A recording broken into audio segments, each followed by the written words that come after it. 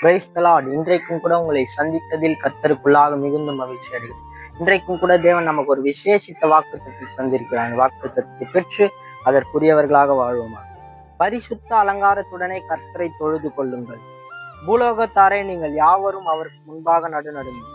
பரிசுத்தம் இல்லாமல் தேவனை தரிசிக்க முடியாது. பரிசுத்தம் இல்லாமல் அவர் உண்மையில் வாழ முடியாது. பரிசுத்தம் இல்லாமல் அவரை தொழுது கொள்ள முடியாது என்று இன்று உங்களுக்கு சொல்லுகிறார்.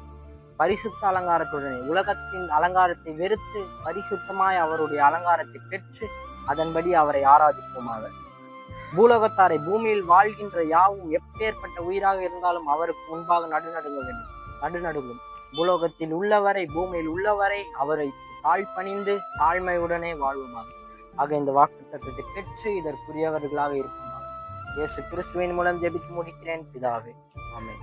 God bless you.